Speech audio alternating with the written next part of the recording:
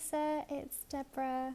Just responding to your question. Thank you so much for commenting and opening up for insights. So you were asking about guidance for your weight loss journey, and I personally feel you were completely spot on, 100% with your read on things, that something in the past is having an influence on the experience you're having around weight loss. So what I perceived intuitively just from your comment and the energy is it definitely feels something ancestral around maybe war times, possibly 2 generations back, like your parents' parents, so your grandparents. But it could even stem, the actual root cause of the issue could even stem further back. And I'm really happy to jump on a call with you or chat via Messenger to go into that a bit deeper together privately, if you really want to get to the root cause of that. But just for the sake of this soundbite and insight, I really wanted to validate your read on things, because I do feel that's very true. And I also wanted to just give you a bit of a tool and tip for how you can move through that. So one of the things you can do is you can write a letter to those ancestors. You don't have to know, obviously if we find the root together and we can shift it together through a guided process, that will be profound to replace the energy and shift the root cause. But you can already start to pluck away at some of the threads, and you can definitely gain traction and momentum through doing some of this work as well. So what you can do is you can actually write a letter to them energetically, and just imagine that you know who they are in your mind's eye. Just imagine energetically, so you don't need to know names, you don't even need to know if they're men or women or where they are in your ancestral group, but you can just imagine them as energies, and just speak with them in this letter and express to them your intention for changing your weight and what it is that you want to let go of and what you want to gain. Because a lot of times when we speak about weight loss, we're talking about losing something, but subconsciously the mind never wants to lose. It always wants to come out on top or win or gain something or experience something or expand something or open up to something, or embrace something, rather than giving something away or losing something or feeling that sense of loss. So that word in itself can definitely affect our ability to change our weight. There can be other elements. One thing you can do is you can have a look at the women in your families and see physically how were their bodies. Were they physically overweight, like a medium weight or underweight?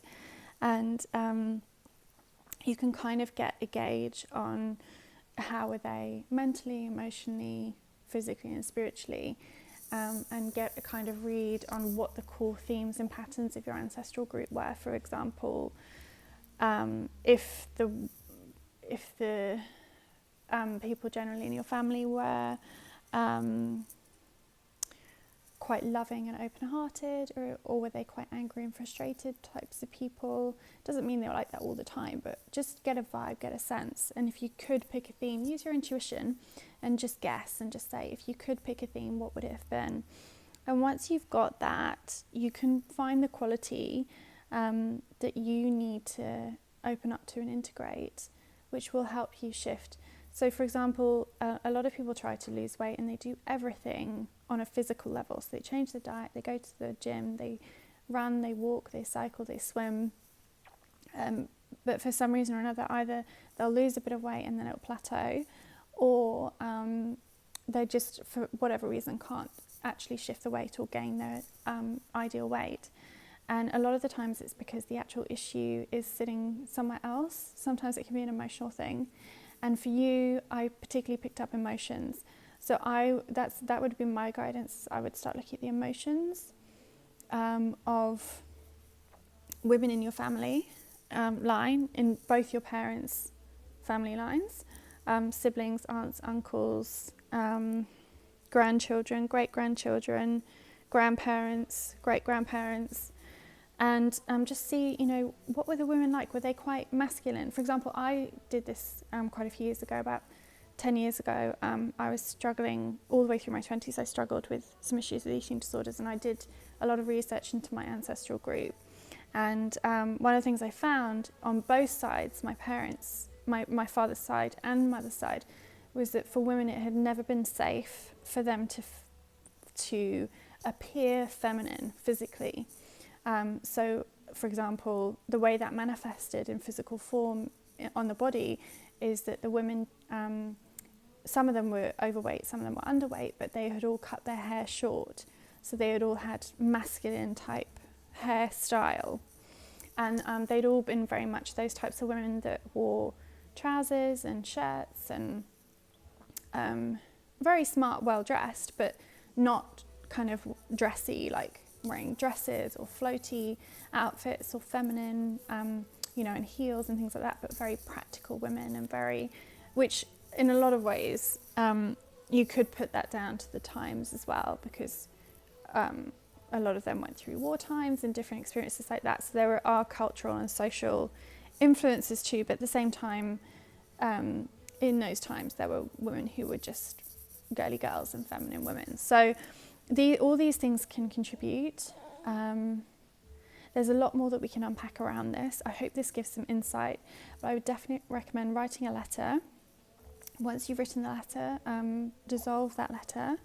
So either burn it or shred it, or throw it in a bin outside of your home, and just release it. And you can do that process as many times as you want.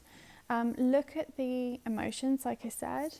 Have a look and see about that. And if you would like to jump on a call and do a guided process, I'd love to guide you through that, because, you know, weight, physical body weight is a huge one.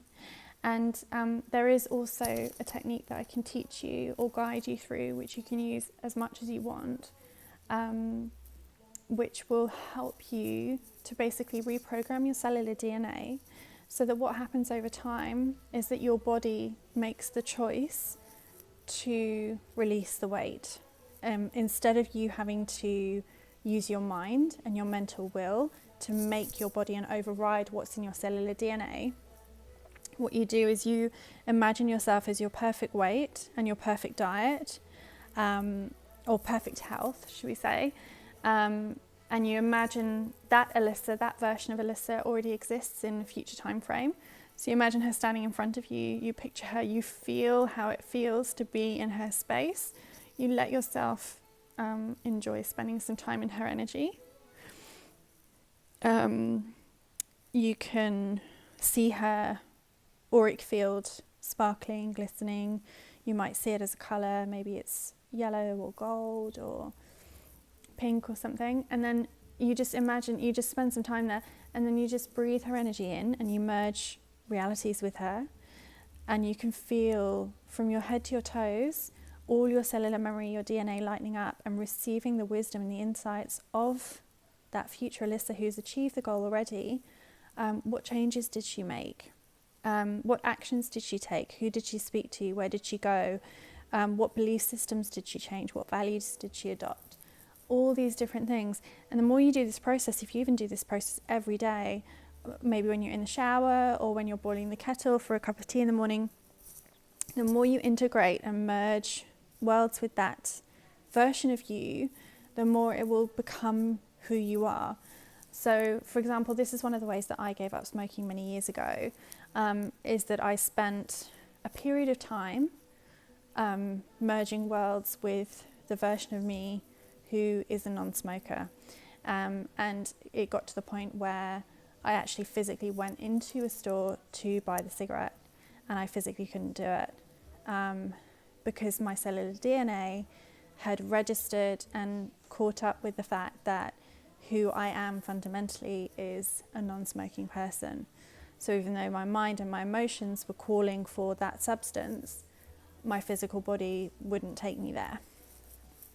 So this is a really, really powerful way to override or rewrite our cellular programming and our DNA. And in my opinion, it's the easiest way to break through resistance and patterns and past programming. It's something that I've used in a lot of different areas of my life.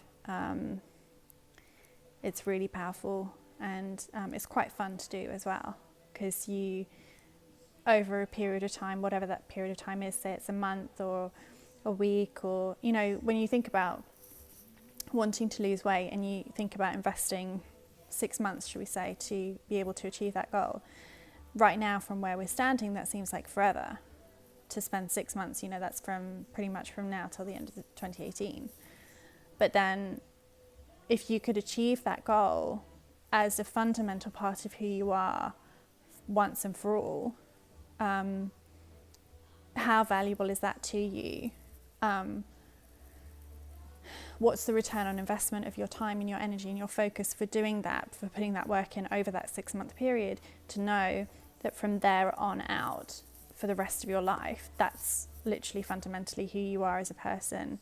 And any time your mind thinks of the idea of making a different decision or going back on that choice, the cellular DNA will pull it back into alignment, because you've fundamentally become that person.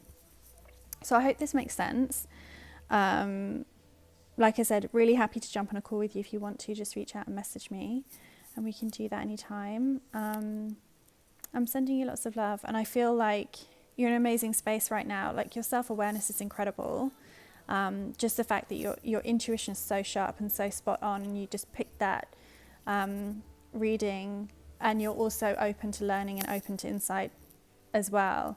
So I'm really excited for you. Keep me updated how things are going, and I'll speak to you very soon.